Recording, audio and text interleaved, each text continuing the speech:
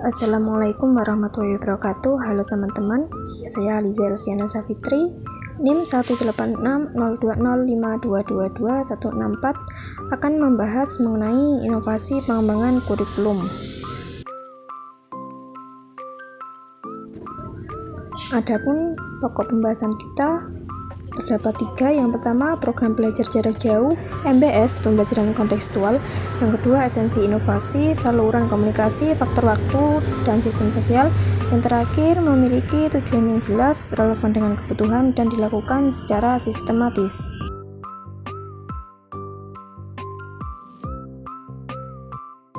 Pada pembahasan pertama yaitu program belajar jarak jauh.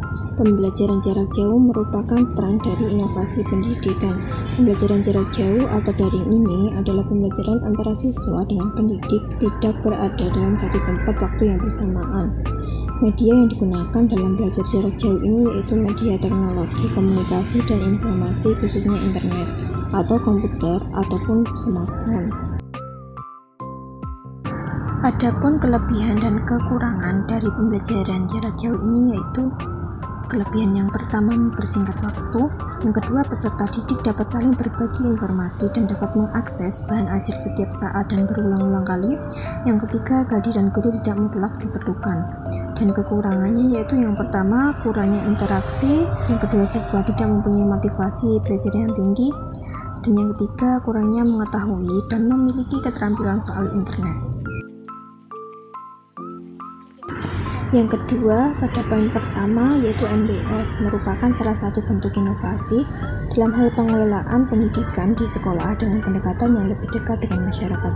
Manajemen berbasis sekolah adalah penyelesaian sumber daya yang dilakukan secara mandiri oleh sekolah dengan melibatkan semua pemangku kepentingan yang berkaitan dengan sekolah secara langsung dalam proses pengambilan keputusan untuk memenuhi kebutuhan peningkatan untuk sekolah atau untuk mencapai tujuan pendidikan nasional. Adapun implementasi MBS diharapkan yang pertama menyadari kekuatan, kelemahan, peluang, dan ancaman bagi sekolah tersebut. Yang kedua, mengetahui sumber daya yang dimiliki dan masukan pendidikan yang akan dikembangkan. Yang ketiga, mengoptimalkan sumber daya yang tersedia untuk kemajuan lembaganya. Yang keempat, bertanggung jawab terhadap orang tua, masyarakat, lembaga yang berkaitan, dan pemerintah dan penyelenggaraan sekolah.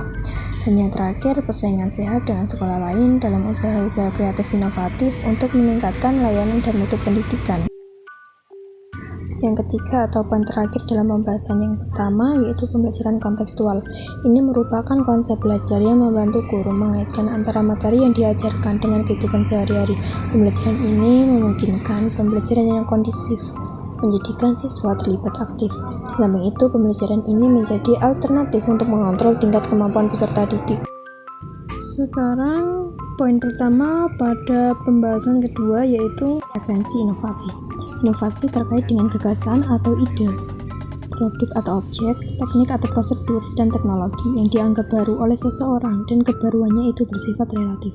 Jika suatu ide, produk, teknik, atau prosedur, dan teknologi itu telah ditemukan sejak lama, tetapi jika masih dianggap baru oleh seseorang, maka hal inovasi itu tetaplah inovasi. Poin B atau poin yang kedua pada pembahasan kedua yaitu saluran komunikasi.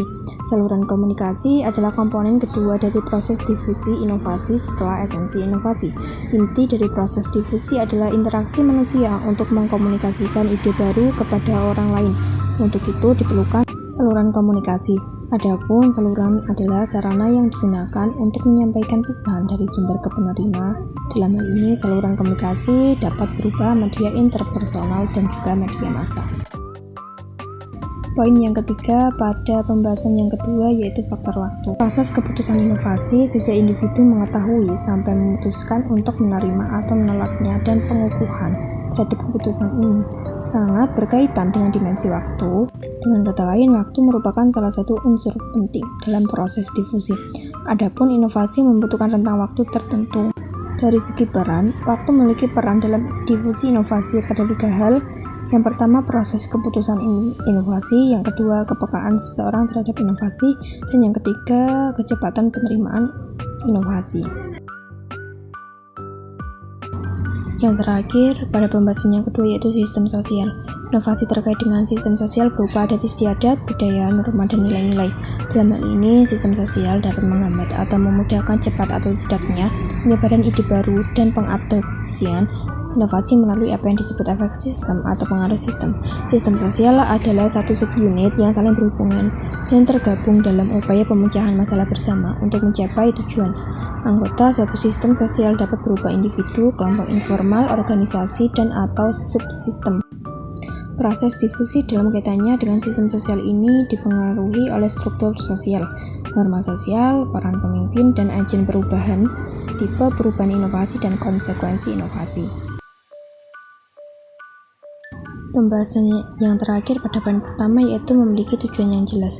Tujuan inovasi pengembangan kurikulum hendaknya dirumuskan dengan jelas, sehingga guru, siswa, dan orang tua mudah memahami apa yang diharapkan inovator. Selain itu, tujuan inovasi pengembangan kurikulum ini juga dapat dimengerti dan diterima oleh warga sekolah. Tujuan pengembangan kurikulum yang jelas akan mempermudah dalam menetapkan materi pelajaran, metode, jenis kegiatan, alat, dan penilaian. Dalam hal ini, adanya tujuan yang jelas sangat penting, yaitu dapat memperlancar dan menjadikan terarah dalam proses pengembangan kurikulum. Yang kedua yaitu relevan dengan kebutuhan. Faktor perkembangan dan kebutuhan kurikulum menjadi pendorong utama dalam inovasi pendidikan. Perkembangan zaman, masyarakat, dan kebutuhan peserta didik menuntut adanya penyesuaian dalam kurikulum pendidikan. Hal ini membuat kurikulum harus relevan dengan kebutuhan kontemporer yang sangat penting untuk mempersiapkan peserta didik dalam menghadapi tantangan dunia yang terus berkembang. Yang ketiga atau yang terakhir, pada pembahasan yang ketiga, dilakukan secara sistematis. Kurikulum ini bersifat dinamis, harus selalu dilakukan untuk mengikuti perkembangan zaman, bisa dengan perubahan ataupun pengembangan. Oleh karena itu, dalam pengembangan kurikulum ini harus dilakukan secara sistematis atau teratur dan terarah. Nah, perubahan dan pengembangan ini juga harus memiliki visi dan misi yang jelas, mau dibawa kemana sistem pendidikan nasional dengan kurikulum tersebut. Sekian pembahasan yang dapat saya sampaikan. Saya mohon maaf apabila terdapat salah kata. Sampai jumpa pada materi berikutnya. Wassalamualaikum warahmatullahi wabarakatuh.